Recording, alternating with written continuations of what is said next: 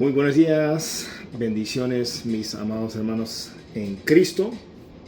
Me da mucho gusto poder saludarles, aunque sea a través de estos medios. Pero bueno, vamos a continuar después de las pausas que hemos tenido en el estudio. Vamos ahora a tocar sobre el capítulo 15 y 16 de Éxodo. Y vamos a estar hablando sobre el tema del mar rojo al desierto, aprendiendo a confiar en Dios. No les di un versículo para memorizar para esta clase en específico, pero si pensamos en un versículo clave, se encuentra en el versículo 2 del capítulo 15, donde dice: Jehová es mi fortaleza y mi cántico, y ha sido mi salvación. El objetivo en esta mañana es comprender que el mismo Dios que salva a su pueblo también lo lleva por procesos de prueba para enseñarles a depender diariamente de Él. No nomás los domingos, no nomás los días de servicio, no nomás cuando todo está yendo bien, sino que diariamente aprendemos a depender de Dios. Y como introducción, nosotros habíamos concluido en el capítulo 14 de Éxodo que una de las demostraciones más extraordinarias del poder de Dios en todo el Antiguo Testamento, Israel miró lo siguiente: el mar rojo abrirse. No solo se abrió, cruzaron en seco. Vieron al ejército de Faraón ser derrotados, y el poder de Dios fue manifestado delante de sus propios ojos. Éxodo 14:31 dice que en ese momento, al ver todo eso, el pueblo temió a Jehová y creyeron a Jehová y a Moisés, su siervo.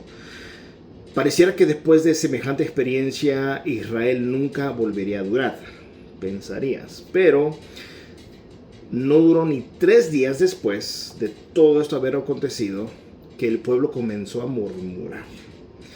Aquí encontramos una importante lección espiritual, porque si tú tienes una gran experiencia con Dios ayer, eso no elimina nuestra necesidad de confiar en Dios hoy. El problema es cuando nosotros solamente vivimos de las bendiciones pasadas, que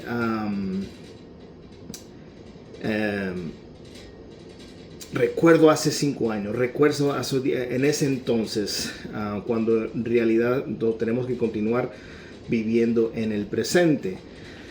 Ahora, después de haber cruzado, o más bien después de que Dios había librado a Israel de Egipto, ahora comenzaría una obra muy diferente: a empezar a formar a Israel en el desierto. Entonces, nuestro primer punto en esta mañana es: el pueblo redimido debe responder a Dios con adoración, no con quejas, no con murmullos, no con frustración, sino, y lo vemos en Éxodo 15 del 1 al 21. En este primer punto nos vamos a enfocar en esa porción de las Escrituras, porque después de haber cruzado el Mar Rojo, Moisés y los israelitas cantan al Señor. Están alegres, están en victoria, están celebrando, ¿verdad? Entonces, el versículo 1 de Éxodo 15 dice: Cantaré yo a Jehová porque se ha magnificado grandemente. Y quiero que observen una orden que ocurre aquí.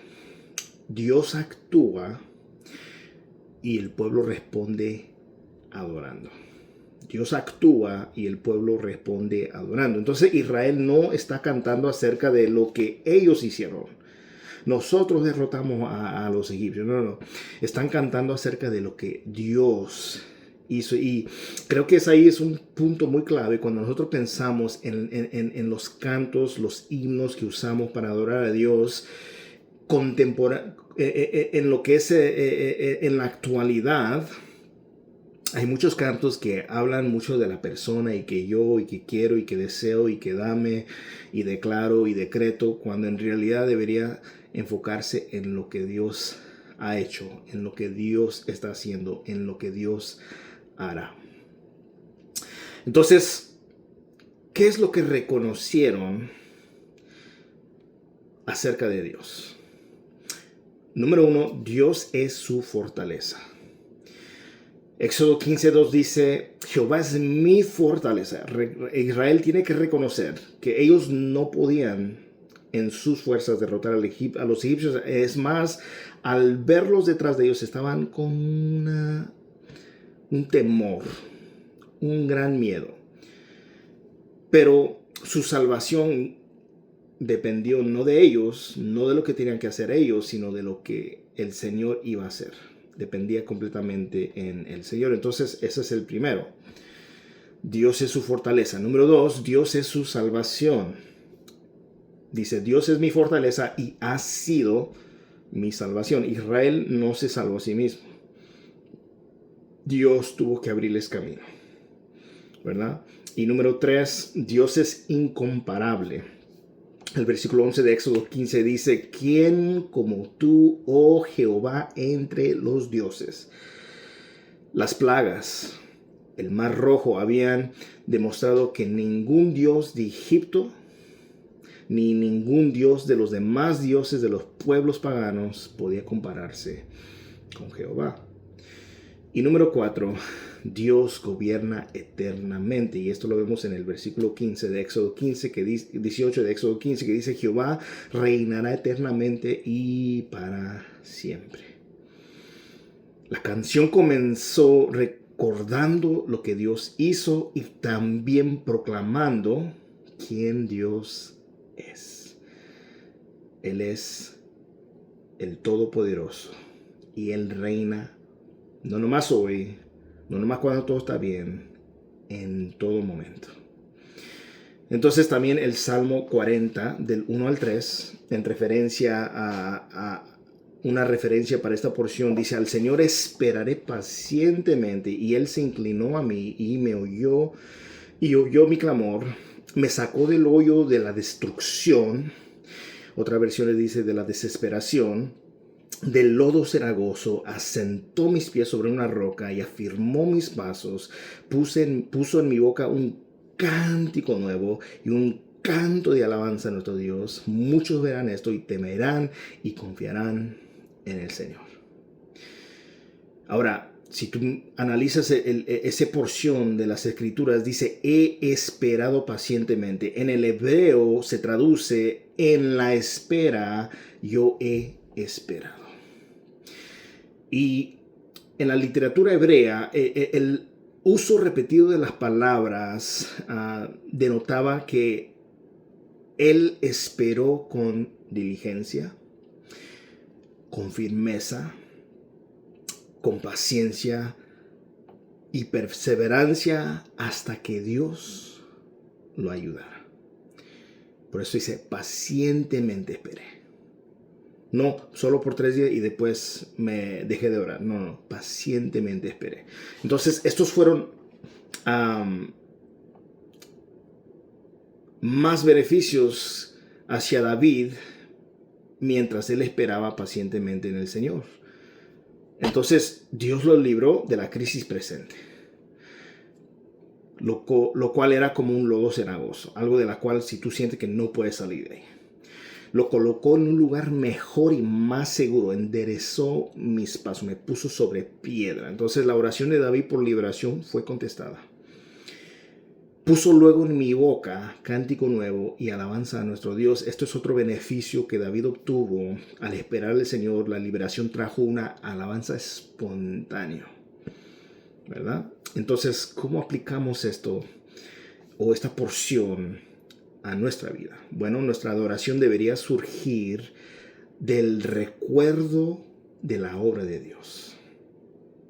¿Cuántas veces me encuentro yo pensando en el día que Dios me rescató, en el día que Dios trató con mi vida, en el día que, hermanos, Dios vino y me encontró cuando yo estaba perdido? Muchas veces y en ocasiones, hermanos, hasta las lágrimas salen y en el momento hasta empiezo a cantar de agradecimiento.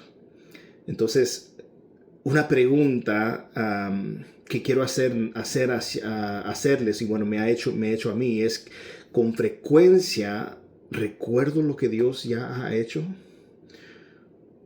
Con frecuencia, constantemente me estoy recordando lo que Dios ya ha hecho.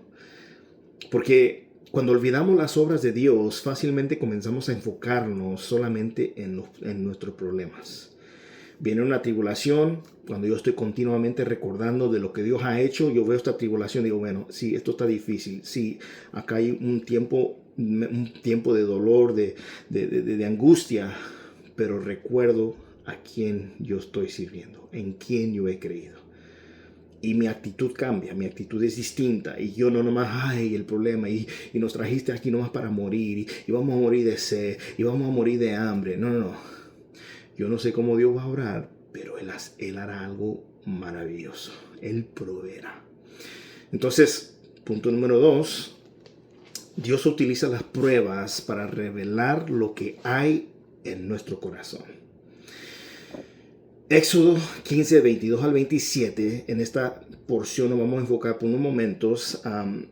Algo ocurre de manera sorprendente. Israel pasa del cántico. Un día están cantando y no pasan ni 2 días más y al tercer día se encuentran quejándose. Día 1, ¿quién como tú, oh Jehová? 3 días después, ¿qué vamos a beber? Porque habían llegado a Mara y encontraron agua, pero el agua era amarga, no la podían tomar. Y entonces Éxodo 15, 24 dice, entonces el pueblo murmuró contra Moisés y observe que el problema era real. Necesitaban agua, el agua es necesario. La Biblia no niega la dificultad, el problema fue cómo respondieron ante el problema. Dios estaba probando al pueblo. Éxodo 15, 25 dice que ahí los probó, los puso a prueba. Un día estaban cantando, al par de días con un problema, una dificultad, ya no están alabando, ya no están creyendo, están quejándose. Entonces la prueba no era para que Dios descubriera lo que había en sus corazones. No, Él ya sabía lo que había ahí. La prueba permitió que ellos descubrieran lo que había en sus corazones. No, la prueba no es para Dios, la prueba es para que nosotros nos demos cuenta qué es lo que realmente hay en mi corazón. Una gran verdad espiritual es que las pruebas muchas veces revelan cosas que la comodidad mantiene escondido. Permítame. Entonces muchas veces las pruebas revelan cosas que la comodidad mantiene escondidas. Cuando todo marcha bien podemos decir, confío en Dios. Dios es bueno. Pero cuando llega Mara, descubrimos cuánto confiamos en realidad. Si solamente honramos de palabras con un corazón alejado de Dios, o si en verdad estamos cercanos y en las buenas y en las malas estamos ahí, las dificultades, las pruebas van a discernir y ayudarnos a ver la condición de nuestro corazón. Pero Moisés respondió de una manera diferente. El pueblo murmura y lo primero que hace Moisés es clama a Dios. Éxodo 15, 25 dice, Moisés clamó a Dios. Entonces 2 personas, hermanos, pueden enfrentar exactamente el mismo problema y responder completamente diferente. Uno puede murmurar y la otra puede alabar. Pero Dios, a pesar de eso, transforma lo amargo en dulce. Dios muestra a Moisés un árbol, Moisés lo arroja al agua, las aguas se vuelven dulces. Después Dios, hermanos, los lleva a Elim y ahí encuentran 12 fuentes de aguas y 7 palmeras. Esto es precioso. Mara parecía que Dios los había abandonado, pero Elim estaba adelante. Entonces es cuestión de actitud. Cuando viene el problema, si lo primero que sale de tu boca son quejas, en vez de decir, bueno, sea Dios alabado. Dios me da, Dios me quita, que el nombre de Dios sea bendito. Esa debe ser nuestra actitud. Pero tristemente muchas veces, y yo que le sirvo al Señor, y yo que voy a la iglesia, y yo que doy, y yo que coopero, y yo que hago. No, eso no está bien. Tenemos que cambiar nuestra actitud. Y tú vas a decir, bueno, Eric, yo no puedo. Exactamente, tampoco yo, pero Dios nos ayuda en eso. ¿Ok? Entonces Romanos capítulo 5 del 3 al 5 dice, y no solo esto, sino que también nos gloriamos en las tribulaciones, sabiendo que la tribulación produce paciencia, y la paciencia carácter probado, y el carácter probado esperanza, y la esperanza no desilusiona, porque el amor de Dios ha sido derramado en nuestros corazones por medio del Espíritu Santo que nos fue dado. Ahora, aquí Pablo no está fabricando temas espirituales. No nomás lo está inventando mientras él está siendo inspirado para escribir. No, primero él usa palabras fuertes. Tribulaciones no es, hermanos, un término débil, es un término fuerte. No se refiere a molestias menores, sino a dificultades reales. Ahora, segundo, Pablo, hermanos, no solo está hablando de temas fuertes, de la tribulación. Pablo vivió una vida llena de tribulación. Pablo entendía esta verdad mejor que nadie. Yo preferiría que Dios solo, hermano, nos rociara con paciencia y esperanza mientras durmamos en las noches. ¡Wow! Qué genial sería eso, ¿no? Sé que, ¿verdad? Sería tan lindo despertar como un mejor cristiano todos los días, pero ese no es el plan de Dios, hermanos, para mí ni para ninguno de nosotros que hemos creído en Él. Por lo tanto, hermanos, decimos con mucha reverencia sobre la tribulación, Señor, adelante, yo confío en ti. Yo no sé qué estás haciendo, pero sé que tú estás haciendo algo grande. No lo puedo ver, pero Señor, sé que tú te estás moviendo a mi favor, aunque en este momento presente está difícil, sea doloroso, tenga que llorar, tenga que sufrir momentáneamente, haz lo que tú tengas que hacer. Entonces sé que me amas, ¿verdad? Yo le digo, Señor, yo sé que me cuidas o me vas a cuidar en esta prueba y tienes un propósito de amor que cumplir en cada tribulación. Pareciera contradictorio, pero no lo es.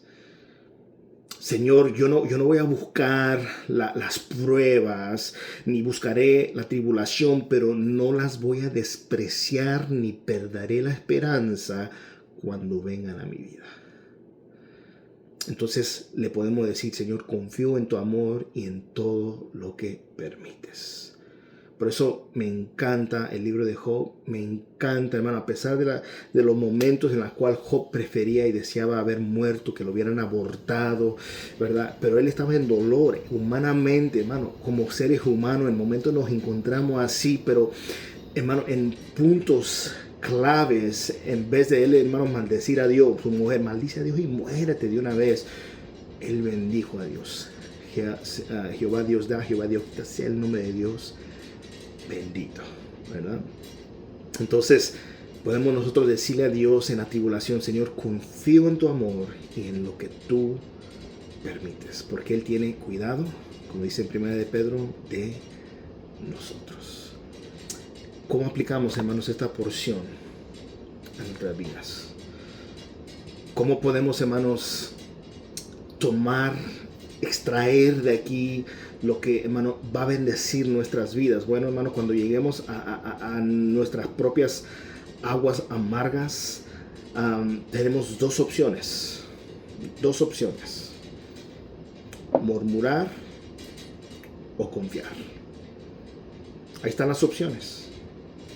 Antes de preguntar, ¿por qué me está pasando esto? Podemos preguntar, Señor, ¿qué quieres enseñarme con esto que estás permitiendo? Ayúdame a ver, Señor. Porque a veces no lo podemos ver.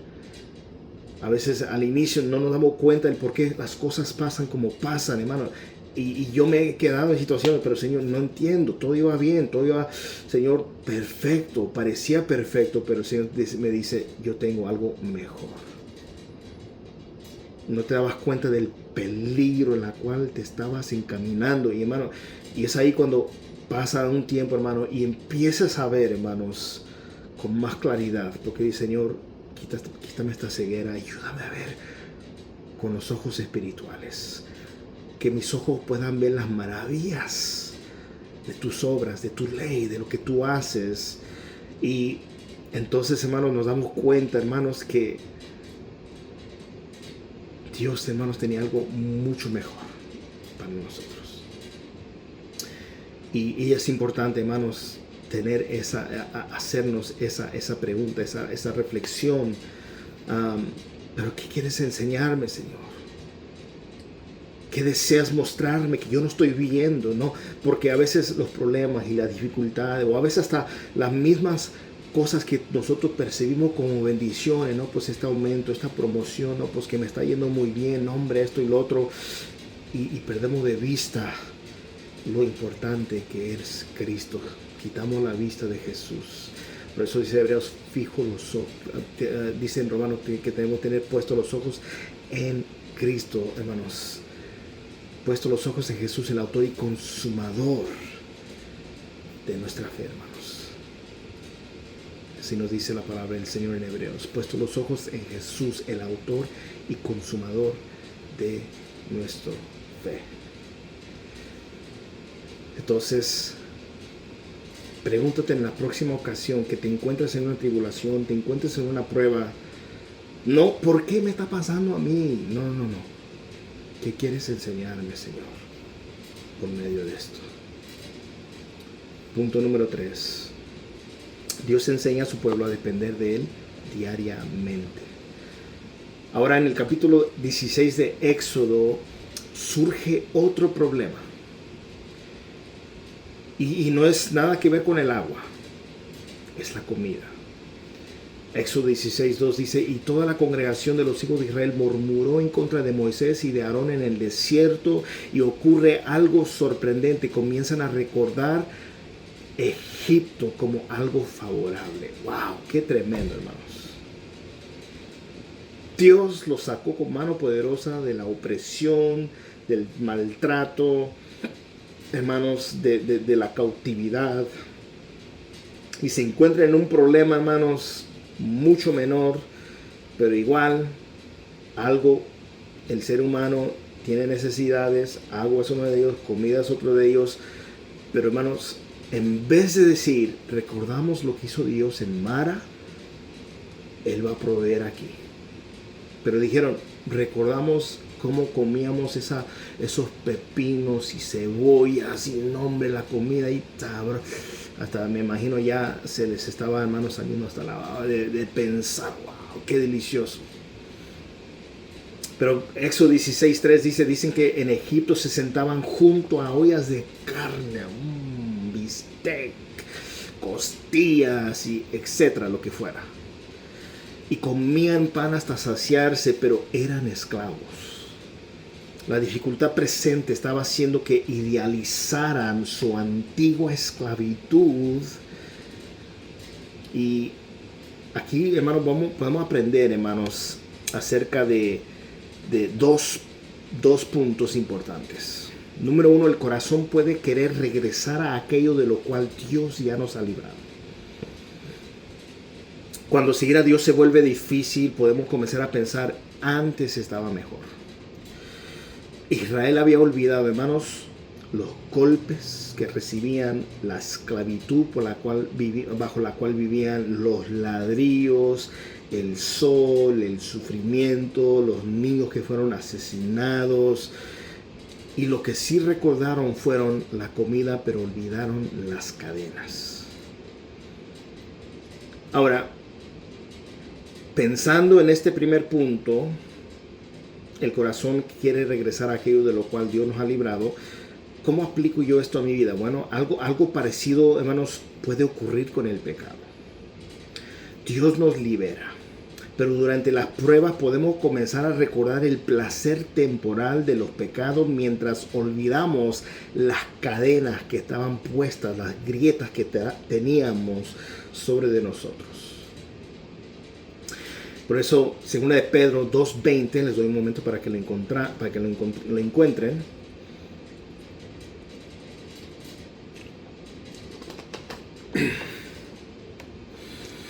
Según de Pedro 2:20 al 22, Porque si después de haber escapado de las contaminaciones del mundo por el conocimiento de nuestro Señor y Salvador Jesucristo, de nuevo son enredados en ellas y vencidos, su condición postrera viene a ser peor que la primera, pues hubiera sido mejor para ellos no haber conocido el camino de la justicia, que habiéndolo conocido, apartarse del santo mandamiento que les fue dado.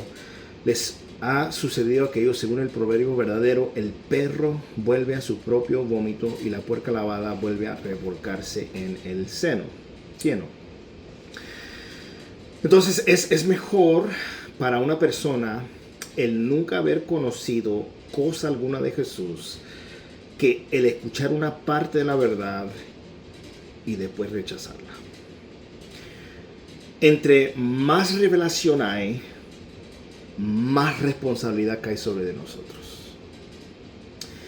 Entonces, ¿qué significa esto? Bueno, literalmente es dar la espalda. Este versículo describe, hermano, la perversión y deserción de tanto falso maestro como de falsos convertidos. Profesaron la experiencia cristiana, aparentaron un camino de justicia y aún tuvieron acceso a las enseñanzas verdaderas de las Escrituras, pero con su vida demostraban que al final de cuentas habían optado por rechazar a Cristo, pisotear la sangre de Jesús.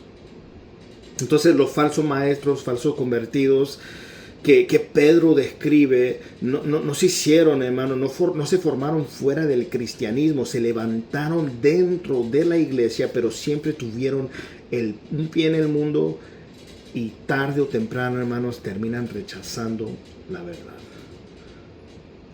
Tras lo cual se dedicaron a seducir. No solo se conformaron con apartarse a ellos, hermanos, se dedicaron a seducir a otros en su intento cruel y malvado de gratificarse a sí mismos. Es más, Romanos, hermanos, capítulo 6, del 6 al 18, dice que Dios, hermanos, provee el maná. A pesar de sus murmuraciones, Dios respondió con gracia, hermanos. Les da codornices por la tarde y maná por la mañana. Pero establece instrucciones. Cada persona, hermanos, debe recoger solamente lo necesario para ese día. Entonces Dios quería, hermanos, enseñar dependencia diaria, porque ¿por qué no darles maná por un mes entero?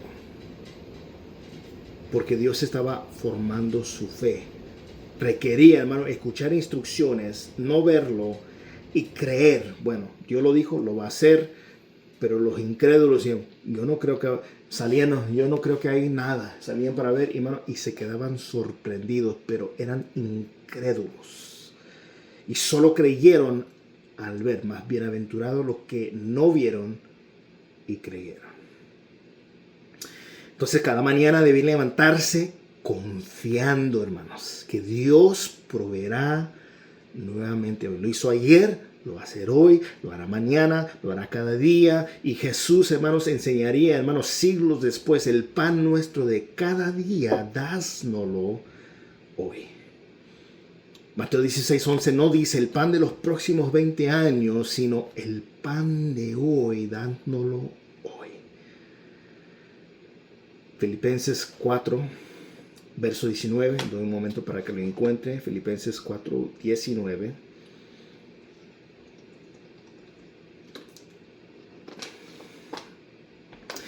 Y mi Dios proveerá a todas vuestras necesidades conforme a sus riquezas en gloria en Cristo Jesús. Aquí hay una promesa, hermano, de suplir todo lo que os falte. Pero ese es en todo lo que os falte. Ahí está la clave. No una promesa que va más allá de las necesidades. En esto la promesa es amplia y al mismo tiempo está restringida. No es Dios te va a dar todo lo que quieras, aún lo que no necesitas. No, Él suplirá todo conforme a su riqueza en gloria. Todo lo que nos hace falta, Él lo suplirá. Conforme a sus riquezas en gloria en Cristo Jesús. Esta es una sombra asombrosa medida, hermano. No está dando una medida mediocre, más o menos. Nos está dando una medida amplia, ya que no hay falta en las riquezas en la gloria de Dios. Debemos anticipar que no habrá falta en la provisión que Dios da. Y somos testigos de eso. Somos testigos. En mi familia, con mis padres, mis hermanas, hemos visto, hermano, Dios proveer tiempo tras tiempo, ocasión tras ocasión, y en momentos que hasta aún nos empezaba a faltar la fe, hermano, Dios nos asombró maravillosamente. Entonces, tenemos que tener en cuenta que el maná apunta hacia Cristo. Aquí podemos conectar Éxodo con el Evangelio. Y en Juan 6 específicamente, después de alimentar a los 5,000, Jesús habla precisamente acerca del maná en el verso 32 y 33, que dice: Jesús explicó que Moisés no dio el verdadero pan del cielo, el Padre da el verdadero pan. Entonces declara Jesús en el versículo 35 de Juan 6: yo soy el pan de vida, el que a mí viene nunca tendrá hambre. El maná sostiene la vida física de Israel. Cristo da vida eterna. El maná desciende del cielo, Cristo descendió del cielo. El maná debe recibirse, Cristo debe recibirse por fe. No porque naciste en una cuna cristiana, no porque tú asistas a una congregación, no porque tú participas o porque te vistes de una manera distinta. No. Se recibe por fe. Entonces, en conclusión, hermanos, Éxodo capítulo 15 y el capítulo 16, hermanos, nos muestra una transformación que Dios está comenzando en Israel. Habían salido de Egipto, pero ahora Dios tiene que enseñarles cómo vivir como su pueblo santo. No podrían ser iguales a las demás naciones. No podían adorar lo que las otras naciones adoraban, hermanos. Ser como ellos eran. No. Eran un pueblo separado, un pueblo aparte, un pueblo santo, un pueblo precioso para el Señor. Llamados a vivir de una manera diferente. En la actualidad, tú, hermanos, te dedicas, te desempeñas y sobre todo te fortaleces en la gracia de Dios para vivir de esta manera, separado, aparte, distinto, no creyéndote mejor, no creyéndote más santo, no creyéndote perfecto, no, pero humildemente buscando encaminándonos hacia la perfección, procurando, hermanos, que nosotros podamos agradar al Señor, servirle con humildad, vivir con agradecimiento, viviendo sus mandatos diariamente, hermano, de orar sin cesar, hermano, de velar y orar para no entrar en tentación, hermano, de estar velando para su venida, hermanos, que se aproxima, hermanos, cada día más cerca. Entonces, estos capítulos, hermanos, nos dejan tres grandes verdades. Número uno, la salvación, hermanos, debe producir adoración. Recordamos lo que Dios hizo, hermanos, y por lo tanto le damos la gloria, le cantamos, le alabamos. Número dos, las pruebas, hermanos, revelan nuestro corazón. Maná demuestra si vamos a murmurar o a confiar, si vamos a quejarnos o a alabar y adorar. Número tres, Dios quiere que dependamos de Él diariamente, hermano. El maná enseñó a Israel: necesito a Dios hoy. Nosotros tenemos que tener esa perspectiva. Yo necesito a Dios. No solo lo necesité ayer, lo necesito hoy y lo necesitaré mañana y mientras me presta la vida. Entonces hay un progreso, hermano, para aplicar esta clase en conjunto. Hay un progreso, una progresión preciosa que vamos viendo desde Éxodo 12 hasta el 16. Capítulo 12 vemos la sangre del Cordero los protege. En el 14 Dios los libera. En el 15 el pueblo adora. En el 15 Dios comienza a probarlos. En el 16 Dios comienza a enseñarles dependencia. Y esto también describe, hermano, parte de nuestra vida cristiana. Cristo, hermano, nos salvó. Pero después comenzó un proceso de santificación en el cual utiliza su palabra. Dijo Jesús, santifícalos en tu verdad, tu palabra es verdad. La circunstancia, Dios usa la circunstancia para formarnos, moldearnos, hermanos, para pulirnos, hermanos. Y aún las dificultades para enseñarnos a confiar más profundamente en Él. ¿Cómo puedo aplicar esto, hermanos, personalmente a mi vida? Bueno, hay unas preguntas que podemos hacernos. Hazte la pregunta, ¿dónde estoy actualmente? ¿Estaré junto al mar rojo celebrando una victoria? Dios acaba de hacer algo y estás celebrando. ¿Estás en Mará enfrentando algo amargo? Piensa antes de quejarte, piensa cuán importante es darle gracias a Dios y creerle a Dios. Estás en el desierto preguntándote cómo Dios va a proveer mañana. No dudes. Y si eres incrédulo, dile, Señor, ayuda. Discípulos dijeron, ayúdanos en nuestra incredulidad.